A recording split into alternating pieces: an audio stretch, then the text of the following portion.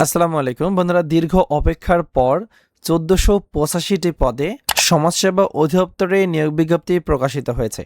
So এখানে কিন্তু আপনারা বাংলাদেশের প্রত্যেকটা জেলা থেকে নারী পুরুষ উভয় প্রার্থী যারা অষ্টম এসএসসি ও এইচএসসি পাশ করেছেন তারা এখানে আবেদন করতে পারবেন। সো আবেদন শুরু কবে শেষ কবে, কিভাবে আবেদনটি করতে হবে, আবেদন করতে আপনার পরীক্ষার ফি কত টাকা জমা দিতে হবে, সব কিছু আমি ভিডিওতে আলোচনা করব। আশা করি আপনারা ধৈর্য সহকারে সম্পূর্ণ ভিডিওটা দেখবেন।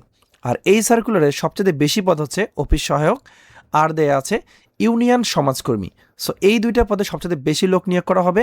আর আপনারা যারা ইউনিয়ন সমাজকর্মীর পদের জন্য আপডেট 2026 সালের সাজেশন নিতে চাচ্ছেন, এই যে দেখতে পাচ্ছেন আমাদের কাছে সাজেশন আছে, এটার মূল্য 100 টাকায়। স্ক্রিনে যে নাম্বারটা দেওয়া আছে এই নাম্বারে হোয়াটসঅ্যাপ খোলা আছে, আপনারা হোয়াটসঅ্যাপে যোগাযোগ করে 100 টাকা পেমেন্ট করে দিলেই আমরা সাথে সাথে এই চূড়ান্ত সাজেশন পিডিএফ ফাইলটি আপনাদের হোয়াটসঅ্যাপ নম্বরে পাঠিয়ে দেবো। এর পাশাপাশি যারা সমাজসেবা অধিদপ্তরের অফিস সহায়ক পদে আবেদন করবেন তাদের জন্য কিন্তু আলাদা করে সাজেশন আছে, যারা নিতে চান তারা স্ক্রিনে দেওয়া হোয়াটসঅ্যাপ নম্বরে যোগাযোগ করতে পারেন।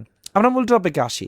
সো এই যে সার্কুলারটি এটি মূলত আজকে 24 মে 2026 তারিখে প্রকাশিত হয়েছে। মোট পদ সংখ্যা হচ্ছে 1485টি। সো আমরা এক এক করে সবগুলো পদের বিবরণী আলোচনা করব। যেহেতু অনেকগুলো পদ, ভিডিওটা একটু দীর্ঘ হতে পারে। যারা বিস্তারিত জানতে চান তারা চেষ্টা করবেন সম্পূর্ণ ভিডিওটি ধৈর্য সহকারে দেখার। আর ভিডিওর মাঝে আমি বলে দেবো এই সার্কুলারটি আপনি খুব সহজে কিভাবে পেতে পারেন, এর পিডিএফ ফাইল হোক বা যেভাবে হোক এই সার্কুলারটা যারা পেতে চান তারা কিভাবে সার্কুলার নিতে পারবেন সে বিষয়ে ভিডিওর মাঝে আমি বলে দেবো। সো আজকে আমি প্রথম যে পদটা নিয়ে আলোচনা করব, আপনারা দেখতে পাচ্ছেন বার্তাবাহক নেওয়া হবে 21 জন। এসএসসি পাস হলেই আপনি আবেদন করতে পারবেন। আর আবেদনের ক্ষেত্রে প্রত্যেকটা পদের ক্ষেত্রেই কিন্তু 18 থেকে 32 বছর বয়স পর্যন্ত আবেদন করা যাবে। এর পরের পদ দেখতে পাচ্ছেন অফিস সহায়ক। এই অফিস সহায়ক পদে কিন্তু 8,250 টাকা থেকে 20,010 টাকা বেতন দেওয়া হবে। এখানে স্থায়ী রাজস্ব পদ কিন্তু 478 জন লোক নিয়োগ করা হবে। এখানে এই সার্কুলার, এই 1485 জনের যে সার্কুলারটা, এটাতে সবচেয়ে বেশি লোক নিয়োগ করা হবে এই অফিস সহায়ক পদে, 478টি পদে। সো যারা স্কুল থেকে এসএসসি পাস করেছেন, মাদ্রাসা থেকে দাখিল পাস করেছেন, কিংবা ভোকেশনাল থেকে আপনারা পাস করেছেন, কিংবা উন্মুক্ত বিশ্ববিদ্যালয় থেকে এসএসসি পরীক্ষায় উত্তীর্ণ হয়েছেন, তারা কিন্তু এই পদটিতে আবেদন করতে পারবে। এরপর হচ্ছে পরিচ্ছন্নতা কর্মী, এখানে 4 জন লোক নিয়োগ করা হবে। এখানে অষ্টম শ্রেণী পাস হলে আবেদন করা যাবে। মালি নেওয়া হবে 1 জন, অষ্টম শ্রেণী পাস হলে আবেদন করা যাবে। সহকারী বাবুর্চি নেওয়া হবে 2 জন, অষ্টম শ্রেণী পাস হলে আবেদন করা যাবে। বাবুর্চি নেওয়া হবে স্থায়ী রাজস্ব, অষ্টম শ্রেণী পাস সহ 2 বছরের কর্ম অভিজ্ঞতা থাকতে হবে। এরপর নিরাপত্তা প্রহরী নেওয়া হবে 15 জন, অষ্টম শ্রেণী পাস হলে আবেদন করা যাবে। দারোয়ান নেওয়া হবে 4 জন, অষ্টম শ্রেণী পাস হলে আবেদন করা যাবে। অ্যাটেন্ডেন্ট নেওয়া হবে 2 জন। এখানে ন্যূনতম মাধ্যমিক স্কুল সার্টিফিকেট বা এসএসসি পরীক্ষা পাস হলে আবেদন করা যাবে। এরপর আয়া নেওয়া হবে 5 জন, এখানে এসএসসি পরীক্ষায় পাস হলে আবেদন করা যাবে। যাদের বুঝতে সমস্যা হচ্ছে তারা একটু অপেক্ষা করেন, কিভাবে পুরো সার্কুলার ডাউনলোড করবেন সেটা আমি বলে দেবো। সো এর পরবর্তী হচ্ছে ফিডার অ্যাটেন্ডেন্ট নেওয়া হবে 1 জন, এসএসসি পরীক্ষায় উত্তীর্ণ হলে আবেদন করা যাবে। হেল্পার নেওয়া হবে 2 জন, এসএসসি পরীক্ষায় উত্তীর্ণ হলে আবেদন করা যাবে। এরপর নেওয়া হবে, দেখতে পাচ্ছেন পদের নাম কারিগরি প্রশিক্ষক, উপজেলা ভিত্তিক 157 জন লোক নিয়ে করা হবে। আর এখানে কিন্তু শুধুমাত্র এসএসসি পাস করলেই আপনি আবেদন করতে পারবেন, এবং এসএসসি পাসের পাশাপাশি কিন্তু আপনার 6 মাস মেয়াদী ট্রেড কোর্সের সনদ থাকতে হবে এই নির্ধারিত ট্রেডের ক্ষেত্রে। আর শর্ত থাকে যে কম্পিউটার চালনায় পারদর্শী প্রার্থীকে অগ্রাধিকার দেওয়া হবে। এরপর না হবে ফটোকপি অপারেটর, একটু ধৈর্য সহকারে দেখবেন, যাদের বুঝতে সমস্যা হবে তারা আরও একবার দেখবেন, ঠিক আছে। এখানে ফটোকপি অপারেটর হবে 2 জন, এসএসসি পাস হলেই আবেদন করা যাবে এবং ফটোকপি মেশিন চালানোর বাস্তব অভিজ্ঞতা থাকতে হবে। এরপর কেয়ারটেকার নেওয়া হবে 1 জন, এসএসসি পরীক্ষায় উত্তীর্ণ সহ সশস্ত্র বাহিনী বা আইন শৃঙ্খলাকারী বাহিনী যারা থাকবেন তাদেরকে অগ্রাধিকার দেওয়া হবে, ঠিক আছে। এরপর কেয়ারটেকার নেওয়া হবে অস্থায়ী 1 জন, এখানে এসএসসি পরীক্ষায় উত্তীর্ণ সহ আপনার আইন শৃঙ্খলার বাহিনীর সদস্য হলে আপনারা অগ্রাধিকার পাবেন। এরপর না হবে ধর্মীয় শিক্ষক 2 জন, এখানে আলিম পাস হতে হবে, 3 বছরের কর্ম অভিজ্ঞতা থাকতে হবে। এরপর ট্রেড ইন্সপেক্টর নেওয়া হবে 17 জন, এখানে এইচএসসি পরীক্ষা উত্তীর্ণ হতে হবে এবং সংশ্লিষ্ট ট্রেড কোর্স সম্পন্ন হতে হবে। এরপর না হবে শিক্ষক 7 জন, এখানে উচ্চ মাধ্যমিক সার্টিফিকেট বা সমানের পরীক্ষা উত্তীর্ণ হতে হবে। এরপর না হবে খালাম্মা পোস্ট। সো আমি জীবনে প্রথমবার শুনলাম যে খালাম্মা নামে কোনো পোস্ট হয়। সো 33 জন লোক নিয়ে করা হবে। এইচএসসি পাস হলেই আপনার আবেদন করতে পারবেন এবং খালাম্মা পদে বিধবা প্রার্থীদেরকে অগ্রাধিকার দেওয়া হবে। এরপর না হবে বড় ভাই, ওরে বাবারে মুশকিল তো। যাই হোক, বড় ভাই পদে বড় ভাইয়া, যেটা হোক বড় ভাই বা বড় ভাইয়া পদে লোক নিয়োগ করা হবে 25 জন। এইচএসসি পাস হলে আবেদন করা যাবে এবং যারা খেলাধুলা এবং সাংস্কৃতিক প্রতিযোগিতায় সনদধারী তারা অগ্রাধিকার পাবেন। আমি জীবনে প্রথমবার শুনলাম, আপনারা কে কে প্রথমবার এই খালাম্মা এবং বড় ভাইয়া পদের সার্কুলার সম্বন্ধে শুনলেন তারা একটু কমেন্টে জানাবেন, ঠিক আছে। বিষয়টা আমাকে একটু অন্যরকম লাগলো। এরপরে পদ হচ্ছে সমাজকর্মী পৌর, 12 জন নেওয়া হবে, এইচএসসি পাস হলেই আবেদন করা যাবে। এরপর সবচেয়ে আকর্ষণীয় যে পদ সেটা হচ্ছে সমাজকর্মী ইউনিয়ন বা ইউনিয়ন সমাজকর্মী। এটি রাজস্ব পদ এবং 312 জন লোক নিয়োগ করা হবে। আর এখানে আবেদন করতে গেলে কিন্তু আপনাকে এইচএসসি পাস মানে ইন্টারমিডিয়েট পাস হতে হবে। যে কোনো ডিপার্টমেন্ট, সায়েন্স, কমার্স আর যে কোনো ডিপার্টমেন্ট থেকে যদি আপনি এইচএসসি পরীক্ষায় উত্তীর্ণ হয়ে থাকেন তাহলে কিন্তু আপনি এখানে আবেদন করতে পারবেন। এই হলো একটা আকর্ষণীয় পোস্ট, সেটা হচ্ছে ইউনিয়ন সমাজকর্মী 312। এবং আর একটা পদের কথা অলরেডি আমি আলোচনা করেছি, সেটা হচ্ছে অফিস সহায়ক 478 জন এসএসসি পাশে আবেদন করা যাবে।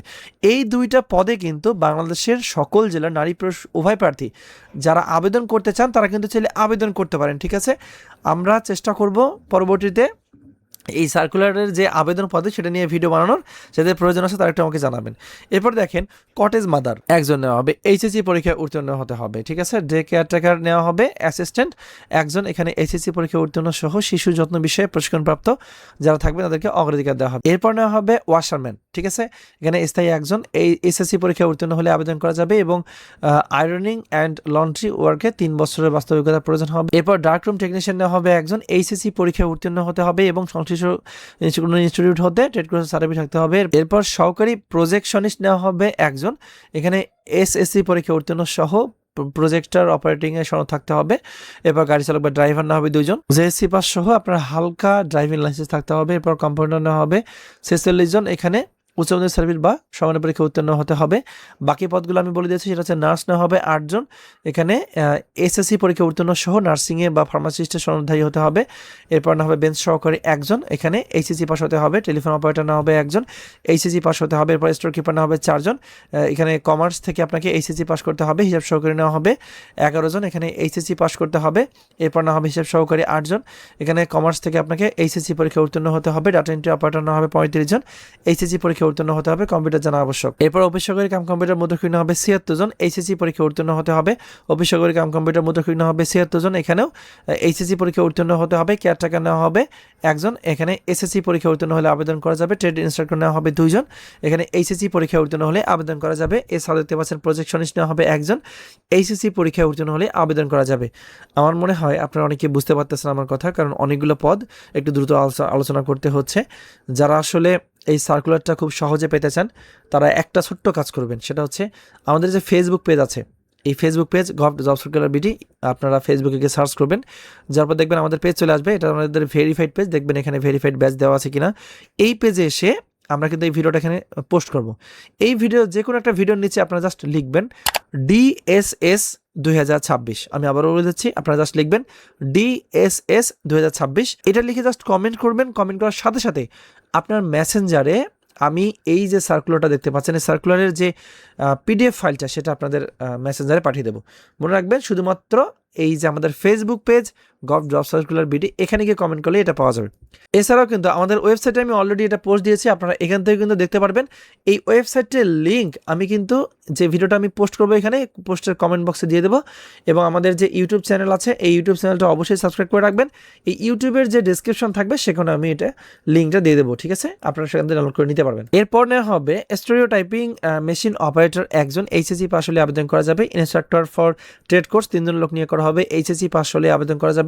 ইনস্ট্রাক্টর নেওয়া হবে 2 জন, এখানে স্নাতক সম্মান বা সম্মান ডিগ্রি অর্জন করতে হবে। সহকারী শিক্ষক নেওয়া হবে 3 জন, এখানে স্নাতক সম্মান বা সম্মান ডিগ্রি অর্জন করতে হবে। সার্টিফিকেট কাম কম্পিউটার অপারেটর নেওয়া হবে 5 জন, এখানে স্নাতক সম্মান বা সম্মান ডিগ্রি অর্জন করতে হবে। এরপর হবে কম্পিউটার অপারেটর 4 জন, এখানে বিজ্ঞান ব্যক্তিকে স্নাতক সম্মান বা সম্মান ডিগ্রি অর্জন করতে হবে।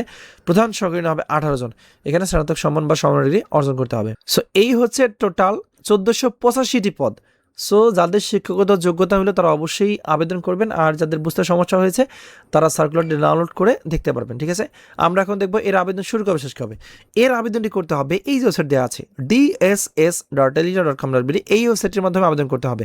আবেদন করা শুরু হবে এই 2/6/2026 সকাল 10টায়, যা কিনা চলবে 23/6/2026 বিকাল 5টা পর্যন্ত। সো এখানে আবেদন ফি বা পরীক্ষার ফি কত টাকা দিতে হবে সেটা দেখি। 1 নং হতে 37 নং পদের জন্য 112 টাকা। ঠিক আছে, এরপর 38 হতে 52 নং পদের জন্য 50 টাকা, টেলিটক সার্ভিসের সহ 56 টাকা। আবেদন সাবমিট করে ঠিক 72 ঘন্টার মধ্যে আপনাকে জমা করতে হবে।